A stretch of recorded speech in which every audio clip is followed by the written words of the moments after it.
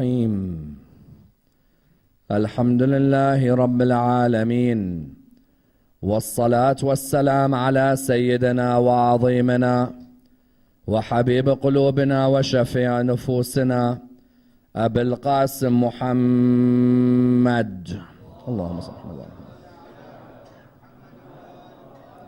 وعلى أهل بيته الطيبين الطاهرين وأصحابه الغر الميامين.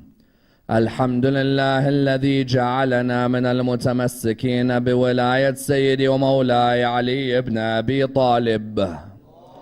اللهم صل على محمد وعلى محمد. الحمد لله الذي هدانا لهذا وما كنا لنهتدي لولا أن هدانا الله. أما بعد، يقول الله في كتابه الكريم: بسم الله الرحمن الرحيم. The first of our salawat in honor of Rasulullah Muhammad sallallahu alayhi wa alihi wa sallam. Allahumma salli Muhammad wa ali Muhammad. The second in honor of Amir al-Mu'mineen Ali ibn Abi Talib. The third with your loudest voices in honor of the Imam of our time, Imam Sahib al-Asr wa zaman. Allahumma salli ala Muhammad. Respected scholars, brothers and sisters, Assalamu alaikum wa rahmatullah wa barakatuh.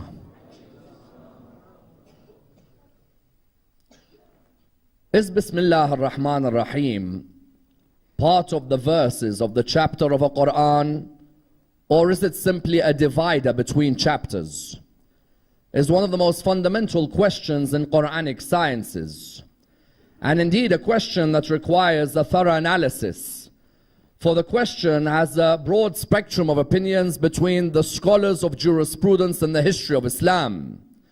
You find that certain schools within the religion of Islam, when reciting Surah Al-Fatiha, or indeed the surah that follows it, will begin without Bismillah ar-Rahman ar-Rahim. There are many of us who have been to Umrah or Hajj, where the first thing we hear in the recital is Alhamdulillahi Rabbil Alameen.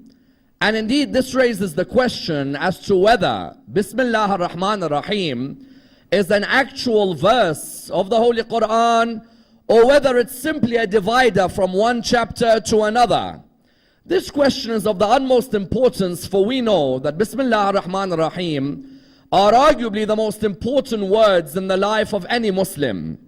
Translated in the English language commonly as in the name of Allah, the most beneficent, the most merciful, you find that every Muslim in the world at one point or another in their life has used Bismillah ar-Rahman ar-Rahim. The idea behind the usage is what? Is that before we perform any act, we want to recognize on the first level that that act is originally from the mercy of Allah subhanahu wa ta'ala. Without a doubt, we want to recognize that every act we want to begin, the origin of that act is the mercy of Allah. That when we say Bismillah ar-Rahman ar-Rahim, what we are trying to say is that we want our act to have the mercy of Allah surrounding it, because we ask Allah subhanahu wa ta'ala through His mercy that encompasses everything. On the second level, we recognize that we want our act to be an act that is blessed, because whenever you begin any act, you want to make sure that that act is one which is blessed. That act is one where the blessing of Allah subhanahu wa ta'ala never stops. That's why you find in many of our traditions, an act that does not begin with Bismillah ar-Rahman ar-Rahim is an act that is severed. If I do wudu, I want to begin with Bismillah ar-Rahman ar-Rahim. If I perform salah, I want to begin with Bismillah ar-Rahman ar-Rahim. If I open a business, I want to begin with Bismillah ar-Rahman ar-Rahim. If I begin eating, I want to begin with Bismillah ar-Rahman ar-Rahim. If ever you want to know if a Muslim community is negligent of Allah's mercy, then look at how many times they utter Bismillah ar-Rahman ar-Rahim. When we begin to eat our meals without Bismillah, or opening a business without Bismillah, then know that we've begun to become negligent of Allah's bounties in our lives. There are some of us in our lives today where Bismillah is not important at all, as in there are some of us where when we begin any act, we've forgotten the act of Bismillah ar-Rahman ar-Rahim. Whereas originally you would find that the Holy Prophet on many occasions would say that an act is severed when it doesn't begin with Bismillah ar-Rahman ar-Rahim. Yet many raise the question that is it that there are certain schools in Islam who when they begin reciting the Quran, they don't begin with Bismillah ar-Rahman ar-Rahim? As in, why is it when we go to Mecca and stand, for example, in Salah, why is it that the Imam of the mosque doesn't begin with Bismillah ar-Rahman ar-Rahim? As in, even sometimes if you notice, when you buy a DVD or a CD to listen to the Quran, have you noticed that the Bismillah ar-Rahman ar-Rahim is inserted from a different part of the Quran? As in, you'd notice that the recital of Alhamdulillah Rabbil Alameen is different from the recital of Bismillah ar-Rahman ar-Rahim. Why? Because you find that in Islamic history, there were schools that believed that Bismillah ar-Rahman ar-Rahim is not an ayah. This raised the question by some that Allah subhanahu wa ta'ala in the Quran tells the Prophet, وَلَقَدْ آتَيْنَاكَ سَبْعًا مِنَ الْمَثَانِي وَالْقُرْآنَ الْعَظِيمِ. Allah tells the Prophet in the Quran in Surah 15 verse 87, we have given you the 7 often repeated verses and the Quran. Those 7 often repeated verses and the Quran, those 7 verses are which verses? The verses of Surah Al-Hamd, isn't it? Someone asked the question that if the 7 verses of Surah Al-Hamd include Bismillah ar-Rahman ar-Rahim, then how come certain Muslims don't recite Bismillah ar-Rahman ar-Rahim? As in, surely if you don't recite Bismillah ar-Rahman ar-Rahim, then Surah Al-Hamd becomes 6 verses. So how is it that certain Muslims neglect Bismillah ar-Rahman ar-Rahim? And why do they neglect these verses? This then leads on to another issue, which is what? If you believe Bismillah ar-Rahman ar-Rahim is part of the surah, then you will recite it in salah, won't you? If you believe Bismillah ar-Rahman ar-Rahim is not part of a surah, but simply a connector from one surah to another, then you will not recite it within the salah. You therefore find, when you look in the Muslim world, the person who recites salah in Najaf, he may begin with Bismillah ar-Rahman ar-Rahim. Likewise, the one who begins salah in Egypt, but the one who recites it in Saudi Arabia will not begin with Bismillah. Why? Let's examine in tonight's lecture. And I'd like to examine this in the following stages. When we look within the Quran, which surah doesn't begin with Bismillah ar-Rahman ar-Rahim and why? Number 2, which surah did Allah replace that Bismillah by including it in another chapter? And what did Sulaiman have to do with Bismillah ar-Rahman ar-Rahim? Number 3, and of the utmost importance, what are the opinions of Abu Hanifa, of Imam Malik, of Imam al-Shafi'i, and of Imam Ahmad bin Hanbal when it comes to Bismillah ar-Rahman ar-Rahim and whether it is a part of the Quran and part of the surahs? And how does this affect their followers when they recite salah? Number 4, what do the Imams of Ahlul Bayt say about Bismillah ar-Rahman ar-Rahim in the chapters? And what do they say about the benefits of Bismillah ar-Rahman ar-Rahim in dunya and on the sirat, on the hereafter? Number 5, how is Bismillah ar-Rahman ar-Rahim one of the 5 signs of a mu'min? And what are the other 4 which ensure that a person is raised with the mu'mineen on the day of judgment? Let's examine this and examine this topic in depth. When you look within the Holy Quran, all Muslims agree that the word Bismillah ar-Rahman ar-Rahim is mentioned 114 times. That there is no doubt. Yet when you look at the Muslims, you ask them, but is there a chapter which doesn't begin Bismillah ar-Rahman ar-Rahim? They reply to you, yes. Which one? The most famous chapter which doesn't begin with Bismillah ar-Rahman ar-Rahim is Surah 9 of the Quran. That surah, sometimes it's called what? That surah, sometimes it's called Tawbah. On other times, that chapter is called Bara'ah. Tawbah means what? Repentance. Another name of the chapter which doesn't begin is what? Bara'ah. Bara'ah and Tawbah are sometimes used simultaneously. Some Qur'ans will say Surah 9 is Surah Tawbah. Others will say Surah 9 is what? Surah Al-Bara'ah. Bara'ah as a name gives you an indication of why Bismillah ar-Rahman ar-Rahim wasn't at the beginning of the surah. Because if you were to ask many Muslims today who claim they have an attachment to the Quran, which surah doesn't have Bismillah, they'll say Surah Bara'ah. You ask them why, they're like, I'm not really sure. Hold on, why? Why doesn't Allah begin Surah 9 in the name of Allah, the most merciful, the most beneficent? Why not?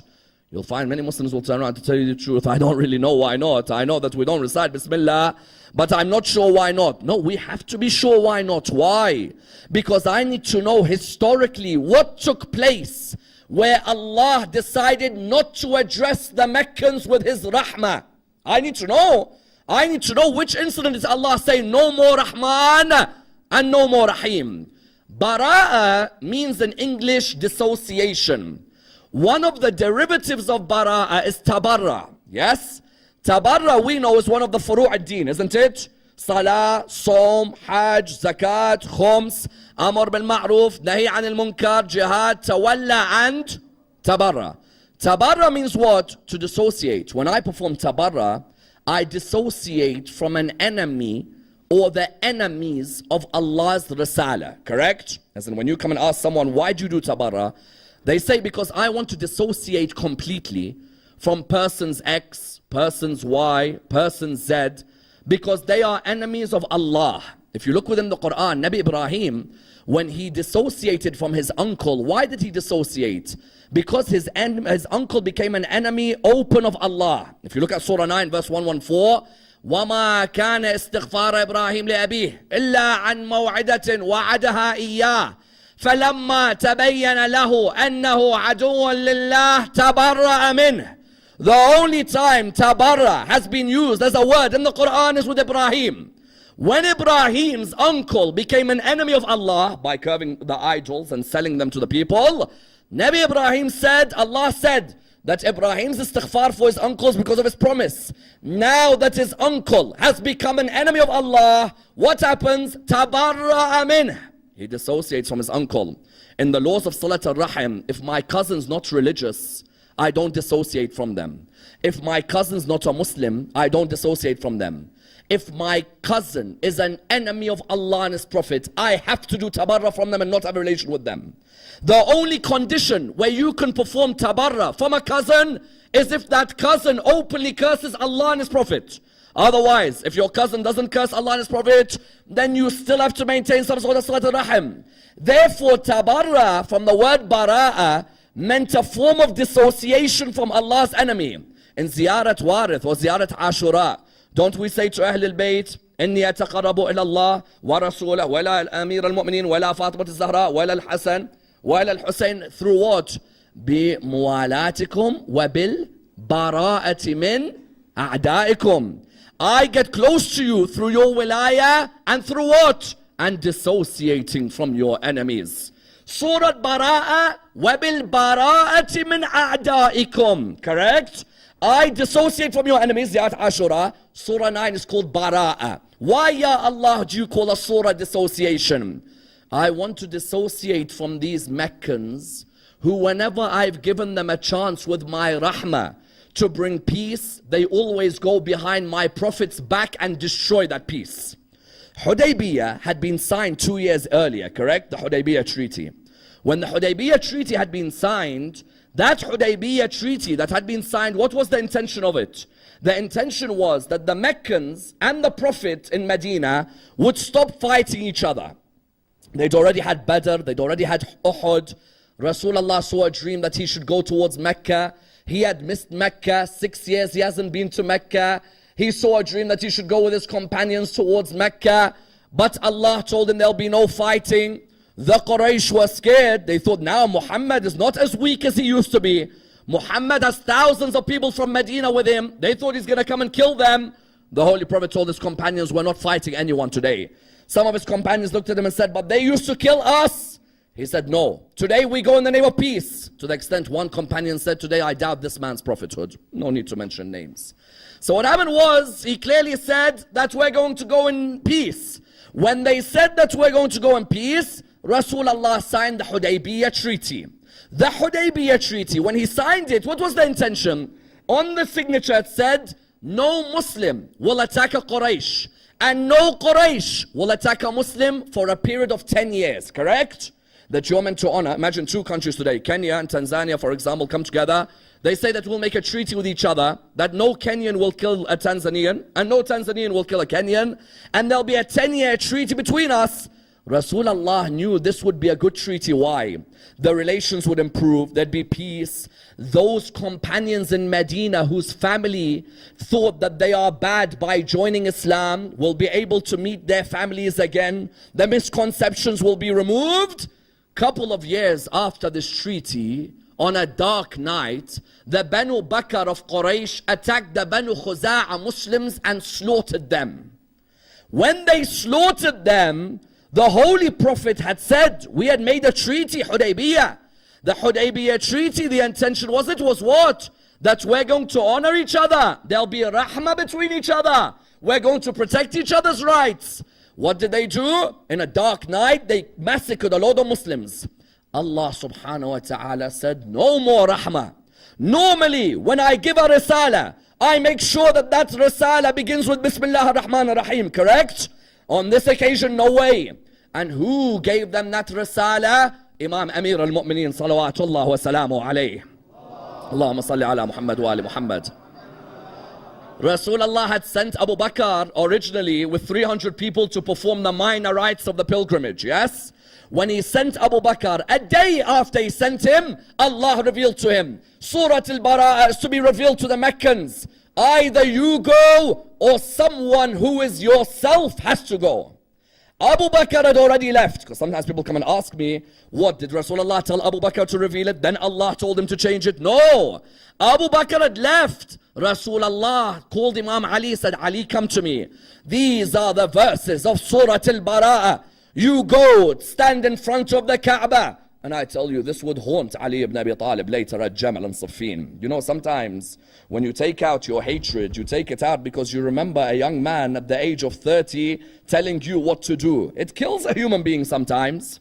You find that what happened was, Imam Ali ibn Abi Talib went. Rasulullah said to him, there is no Bismillah ar-Rahman ar-Rahim when you talk to them. You begin, Bara'atum min Allahi wa Rasulihi ila alladhina ahadtum min al-mushrikeen. You begin by saying what? Not in the name of Allah, the most beneficent, the most merciful. Which mercy? Every time we sign a treaty, you break the treaty. No more rahmah. There is no more to come to you. Rather what? Those of you who've broken the treaty. Not everyone. CNN and Fox News, they play a very clever game with the first 6 ayahs of Surah 9. Because you know the first 6 ayahs of Surah 9 are vicious verses. Vicious. You know when you see a verse begin, when the holy months have passed, kill the disbelievers wherever you see them and surround them and corner them. And then I go to my friend at work, I'm like, Islam is a religion of peace. Which peace? He'll turn around to me and say, Ya Habibi, which peace? Your Quran in verse 5 of Surah 9 says, kill the disbelievers wherever you see them. If I don't have knowledge of these ayahs, I will be destroyed in a debate. But when I have the knowledge that Rasulullah had made peace treaty with the opposition, they broke it, then what? Then the verse which CNN and Fox News uses, you know what it says? Give them 4 months. Yes? You don't come and attack them straight away.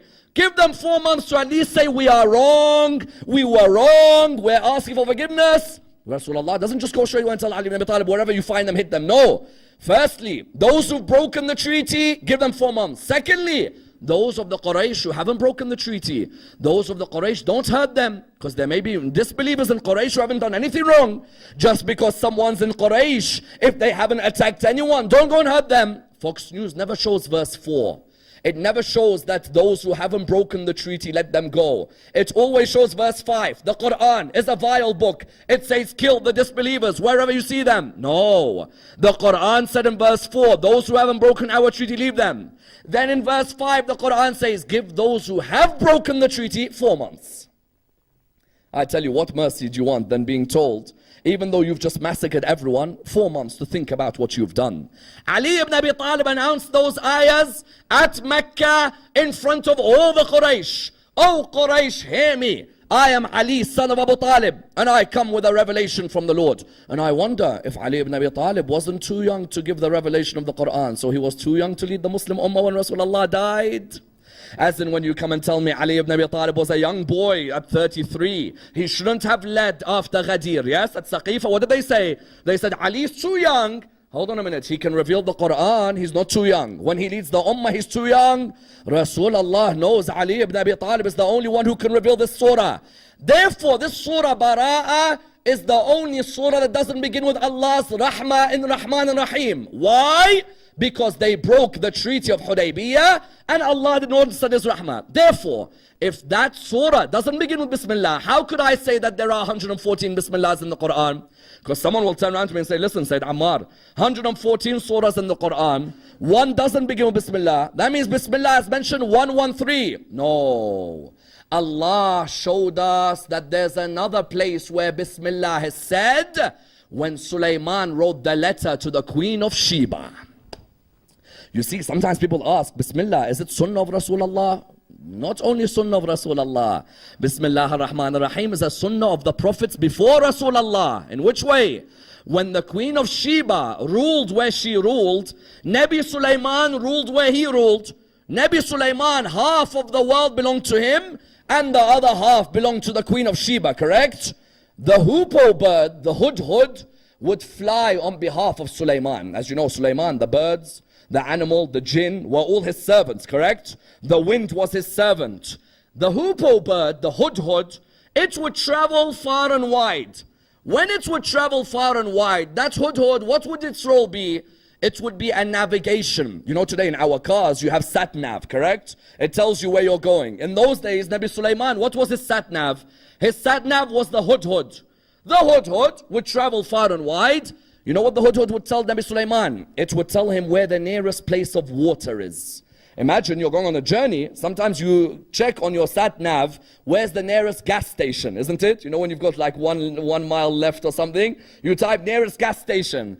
Nabi Sulaiman, if he would travel, the hudhud would tell him where the nearest water station is. That day the hudhud came back late. When the hudhud came back late, Nabi Sulaiman, he said, I promise that this hudhud, I will punish the hudhud if the hudhud had come back late. The birds, the animals, the jinn were all under his command. Justice has to be established. Each one has its role. The hudhud, when it came back, the other animals said to the hudhud, you know what, you're going to be in trouble with Sulaiman, because Sulaiman is angered that you've come back late. The hudhud replied by saying, did he say unless I have a reason? So at this moment they said, yes. He said, unless you have a reason. He said, very well, I will tell him what my reason is. When the hudhud entered upon Nabi Sulaiman looked at the hudhud, said, where were you? Said, Nabi Sulaiman, I've seen someone whose kingdom is as great as yours. Who? Said, the Queen of Sheba in Yemen. Her kingdom is as great as yours, but they do something we don't. What is it? They worship the sun. And I believe that you should be telling them what they should worship is the Lord of the sun. Nabi Sulaiman wrote the letter. This is where the 114th mention of Bismillah ar-Rahman ar-Rahim is in the Quran. Surah 27, verse 30. He began the letter, he wanted to write a letter to the Queen of Sheba saying to her that, listen, you have half the world. I want to tell you to come towards the way of Allah subhanahu wa ta'ala, not the sun. So the letter begins, إِنَّهُ مِن سُلَيْمَانَ وَإِنَّهُ بِسْمِ اللَّهِ الرَّحْمَنِ الرَّحِيمِ. Whenever you begin any letter, any email, anything, take this as a lesson in life. Why not begin the lesson with Allah's rahmah, correct? Why not begin? How many times have we failed in something because we forgot to say Bismillah before sending, correct? Or we forgot to say Bismillah before signing, and then later we regret. Why neglect Allah's rahmah? He began the letter, إِنَّهُ مِن سُلَيْمَانَ وَإِنَّهُ بِسْمِ اللَّهِ الرَّحْمَنِ الرَّحِيمِ. When he began the letter, he said to her, come towards the way of the Lord. She read the letter. She said, it's an honorable letter. It really is. What do you think I should do? Her advisor said to her that, you know what you probably should do is that you should send, if you want us to fight, we're ready to fight. We have a big number of people. Or send him something. She said, you know what, I'll send him some gifts, jewelry, diamonds, rubies. And if he's a man of God, it won't affect him. But if he's not a man of God, then he'll be affected easily, correct? A man of God's not affected by these things. When it reached Nabi Sulaiman's thinking, is she trying to bribe me? You know what? Come over towards my palace. I invite you. Come over. She was then on her way to coming over. Nabi Sulaiman looked around. He looked towards the birds and the jinn and the animals and his wasi. Because the wasi of a prophet is a fundamental figure in society. He looked towards his wasi. He said to him and to all of them, who can bring me her throne before she arrives? When they looked around, one of the jinn said, I can. Then you found Nabi Sulaiman's wasi, who the Quran said he had some knowledge of the book. Remember the book in the lecture a few nights ago? That book, yes.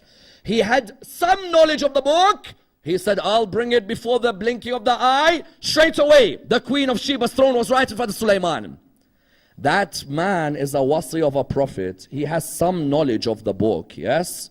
Some access to the book. The Queen of Sheba's throne's in front of him. How about the wasi of Rasulullah? What can he do? Correct? The wasi of Rasulullah, those who come and doubt you, the wasi of Rasulullah, saying they're just imams. Say, hold on, Asif bin Barkhiya in the Quran is the wasi of Sulaiman.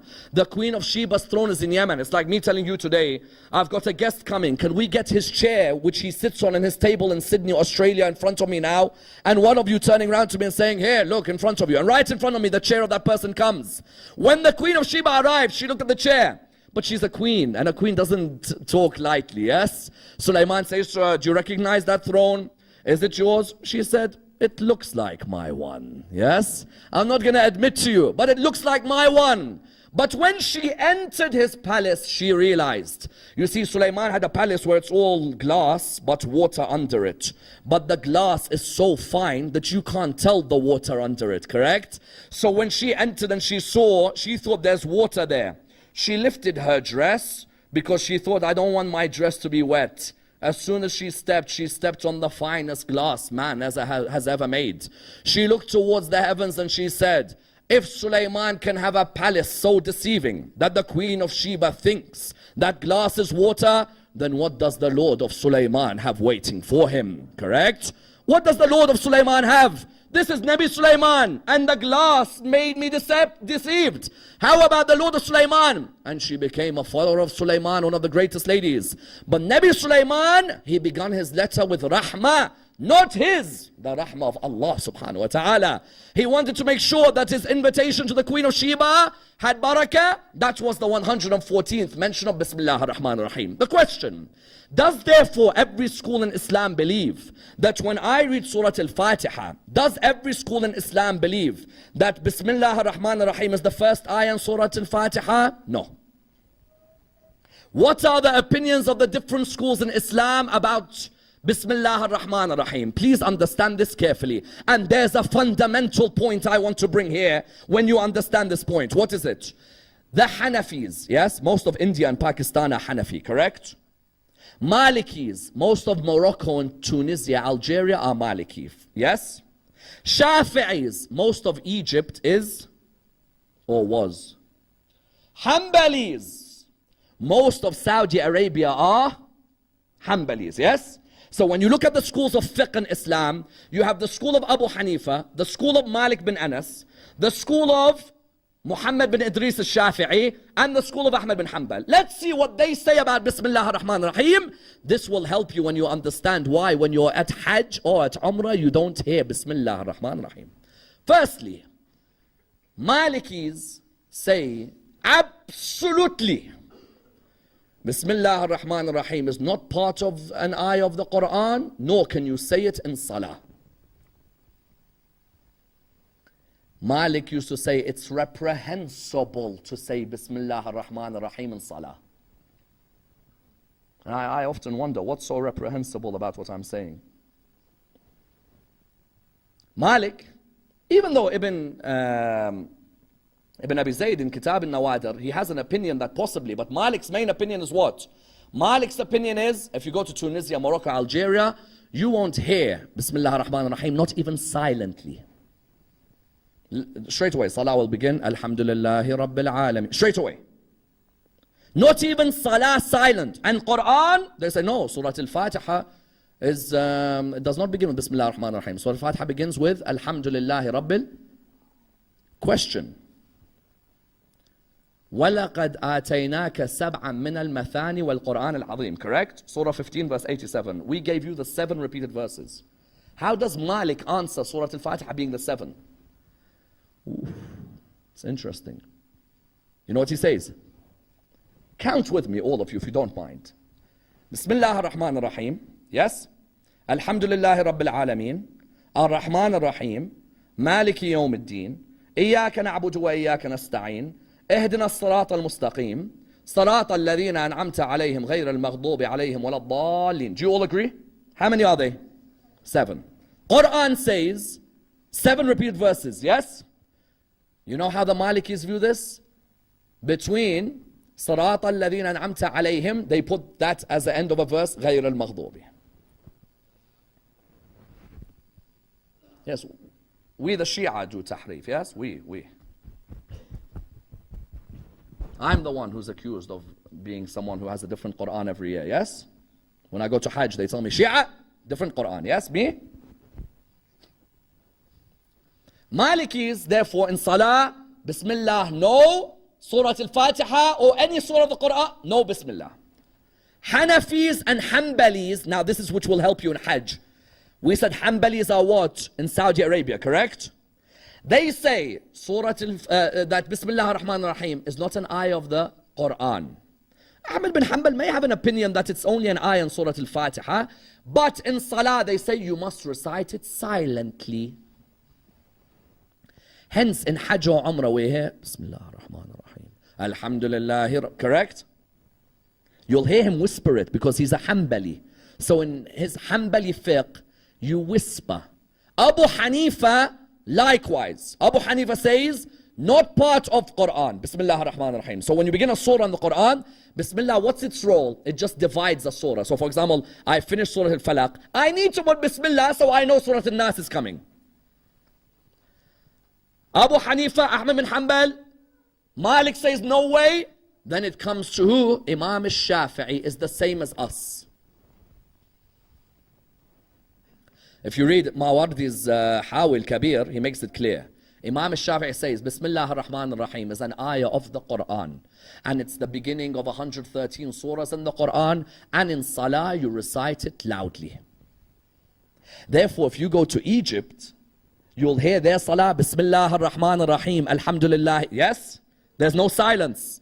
Because Imam al-Shafi'i of the 4 schools of fiqh, he says, I recognize the others say that Abu Bakr, Umar, Uthman, maybe they didn't recite loudly. Or the others say that Iqra bismi rabbika alladhi khalaq. Remember my discussion on Iqra? They say that it began with Iqra, whereas we believe it began with Bismillah ar-Rahman ar-Rahim. But Imam al-Shafi'i says what? He says it is unanimous. That we must understand. What's so unanimous? He says we must understand that we recite Bismillah ar-Rahman ar-Rahim loudly. Because of what? Loudly because it's an ayah of the Quran and in the Salah. Why? He says consensus of the Sahaba. Now, Malik, Abu Hanifa, Shafi'i and Ahmad bin Hanbal all base their opinions on the consensus of the Sahaba. Why do I need the consensus of the Sahaba when I have the consensus of Al Muhammad? Correct? This is a vital point. Why? If I go for the consensus of the Sahaba, what do I have? I have Abu Hanifa, I have Malik, I have Shafi'i, I have Ahmad bin Hanbal. Why don't I go to the teacher of teachers, Imam al-Sadiq, salawatullah wa salamu alayhi. Allahumma salli ala Muhammad. I'm surprised when Muslims say to me, yes, but Sahabi X said this and Sahabi Y said this. Baba Ali ibn Abi Talib is alive. You want to go to someone else? Imam al-Hasan, Imam al-Hussein, Imam Zayn al-Abidin. Ask them. Why are you asking Sahaba? Sahaba on my head, no problem. Sahaba I respect. But why not look for the consensus of the Imams?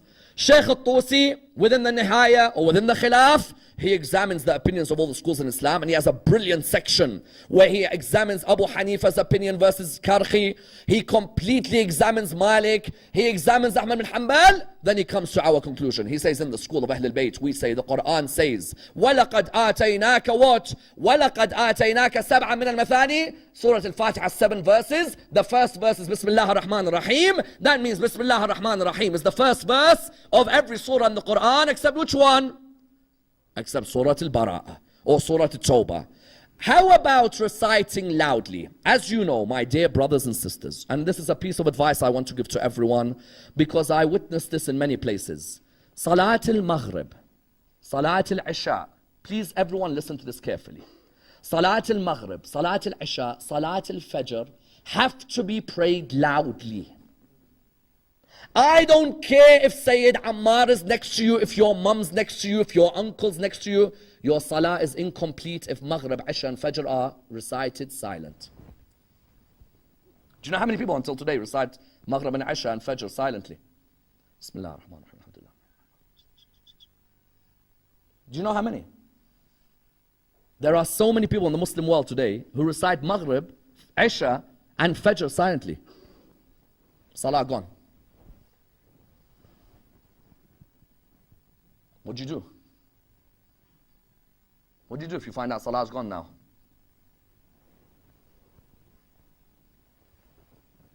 Followers of Ahlul Bayt. Dhuhr and Asr are the only two you can pray silent. Whisper, yes? The others, Salah is void if they are silent. Someone says, hold on a minute, hold on. I pray Maghrib every day silently. Between you and your Lord now. Yani inshallah there is a way out from it. These are basics in Salah. These are things which a person should know 9, 10 years old. Yet you'll still go to places where everybody prays Maghrib, Isha. He'll be in the corner because the friends are all here maybe. He prays in the corner, silent. Salat al-Maghrib, you begin Bismillah ar-Rahman ar-Rahim, has to be loud. Yes? Salat al-Dhuhr, mustahab to say Bismillah silent. But there is an option of saying loud. Sometimes, you know, if you lead Salat al-Dhuhr Jama'ah, there's the option of saying Bismillah loud so everyone knows to follow, yes? But otherwise, Dhuhr and Asr, everything silent. Maghrib, Isha, Fajr, loud. If your friend's next to you and you're embarrassed, saying loud, talking loud, your embarrassment, save it for the Day of Judgment, not here. Loud. And if you're scared to say Maghrib loud, there's a problem when you can't pronounce the Quran at that age. Maghrib, loud. Fajr, loud. Isha, loud. Bismillah ar-Rahman ar-Rahim in the school of Ahlul Bayt is what? It's recognized that when you recite it, it's part of the beginning. Yes, first ayah of the surah. And it's to be recited loudly. Why did the Ahlul Bayt focus on this so much? The Ahlul Bayt focus because there are so many traditions from them about the barakah of Bismillah ar-Rahman ar-Rahim with an act.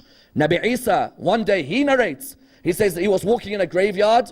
He ran past one particular grave. When he ran past it, Sahaba looked at him. They said to him, Nabi Isa, we just saw you run past that grave.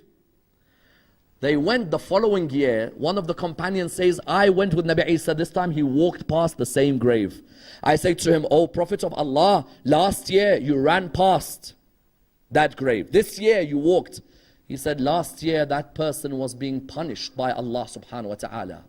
But this year his child recited Bismillah ar-Rahman ar-Rahim. Allah removed the punishment from the grave from him.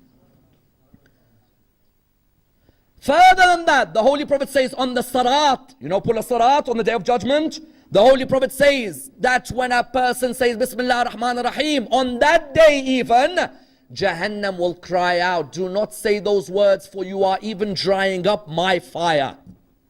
That if a person says Bismillah ar-Rahman ar-Rahim, when he's on his way towards Jahannam, he'll turn around and he'll say, Ya Allah, are you putting me in Jahannam when I said Bismillah ar-Rahman ar-Rahim? And Allah will say, did my servant call me Rahman? And did my servant call me Rahim? The servant will say, yes, do not let him touch the fire of hell, for he called me ar-Rahman and ar-Rahim. All of these traditions. And Bismillah ar-Rahman ar-Rahim, you think what? Physically it just has an effect that I just recite before I eat food? Spiritually, Bismillah ar-Rahman ar-Rahim can literally allow you to walk on water if you want as well. I tell you. It can allow you to walk on water. Sharif al-Murtada says he had a student who used to come to class late every day. Imagine the Hawza was here. There's a small lake. That student has to cross with the boat to the Hawza. Sharif al-Murtada says every day this person used to come late. When he walked into my class one day late, I said to him, why are you always late? He said, you know what? It's hard getting across with the boat and finally getting to you. Sharif al-Murtada said, okay, come to me at the end of the class. He came to him at the end of the class. Sharif al-Murtada looked at him. He said, you see this piece of paper? He said, yes. He said, keep this piece of paper. Never open it. Just keep it in your hands. And when tomorrow you're coming to class, just hold that paper, have yaqeen in what's in that paper, and you'll walk across the water. He said, what? He said, walk. I said, what do you mean walk? He said, no, literally, just walk across. Person said, next day I came towards that river. I'm thinking, shall I jump in? I've got all my bags with me. Everything's going to be wet. Shall I jump in?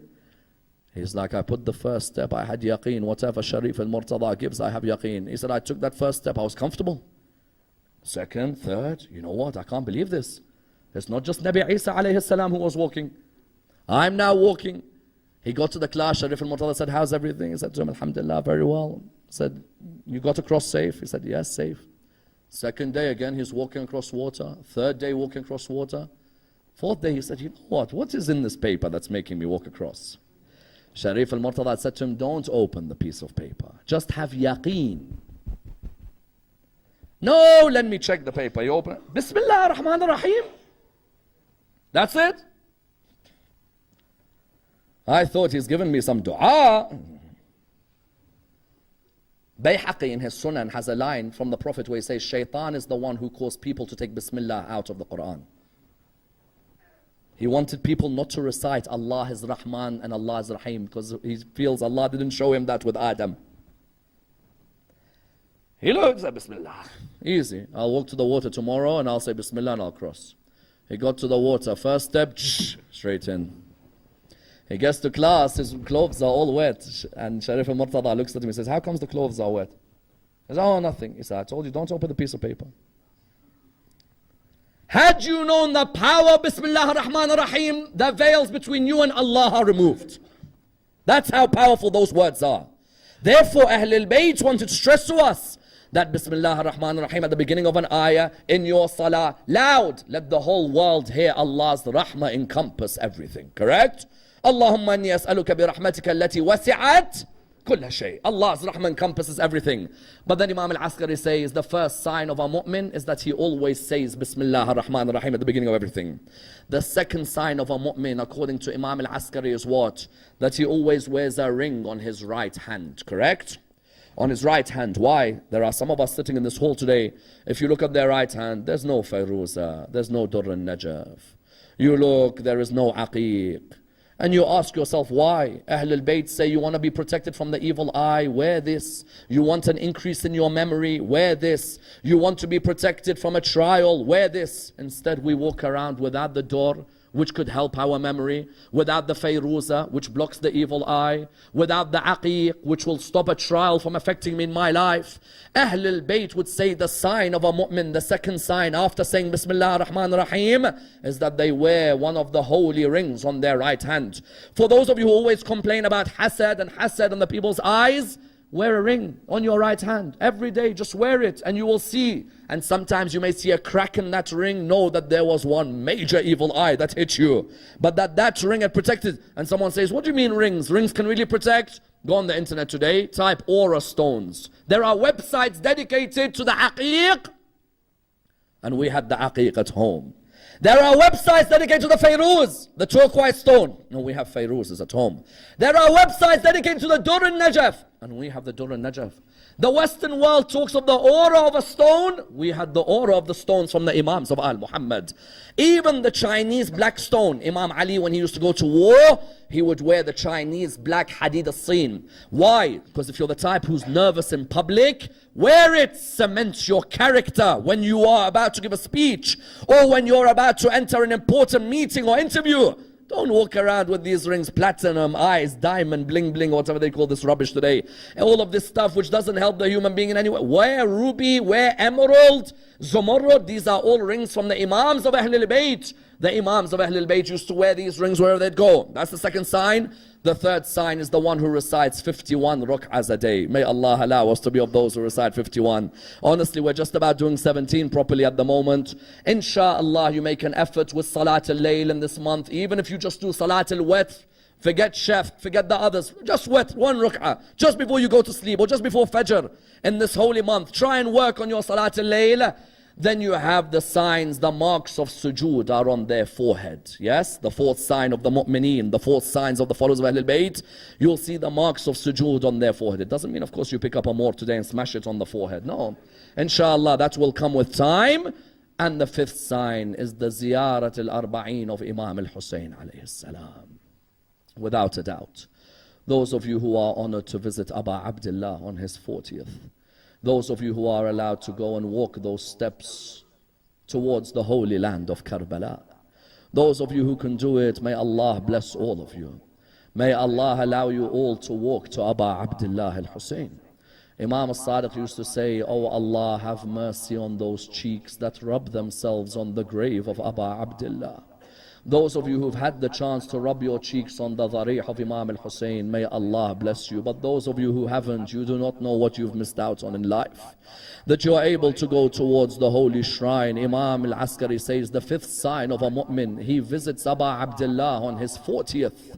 That's a makhsus. On his 40th, he does the ziyarah of Imam al-Hussein. If not, he's able to go, then at least from far away on the Arba'een, he recites ziyarat al-Arba'een of Imam al-Hussein alayhi salam. And he remembers those holy bodies that lay on the ground on the 10th of Muharram. Many of those bodies without heads, yes, there are many of those bodies without heads. And I see your tears straight away, the lovers of Abu Abdullah, especially those of you who haven't been to Karbala or haven't been for a while. May Allah let you return back to that holy shrine.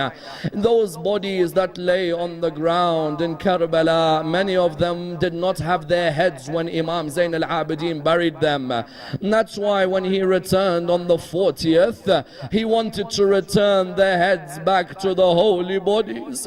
How hard is it for a son to return his father's head back to his body? Yes, he had to return the head of Abbas back to Abbas, and the head of Akbar back to Akbar, and then he had to walk towards the holy body of Abu Abdullah. When he got closer towards the holy body, just imagine how a son feels when he has to dig up the grave again.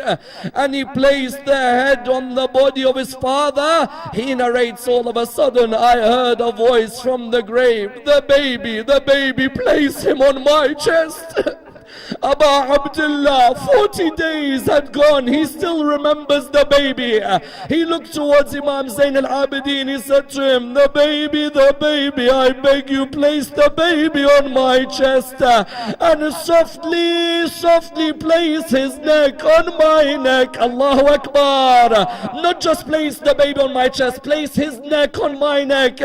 You know, my son, oh, you know, the arrow still burns me until now when I remember it. Inna lillahi wa inna ilayhi raji'un. We pray to Allah subhanahu wa ta'ala to raise us with Muhammad and Al Muhammad. Ya Allah, allow us to begin our actions with Bismillah ar-Rahman ar-Rahim, and allow us to end our actions with Alhamdulillah Rabbil Alameen. Ya Allah, raise us with the Imam of our time, Imam Sahib al-Asr wal-Zaman. Allow us to be amongst those who follow his message in this world and receive his intercession in the hereafter. We pray to Allah subhanahu wa ta'ala the Surah Al-Fatiha, but before the loudest of your salawat.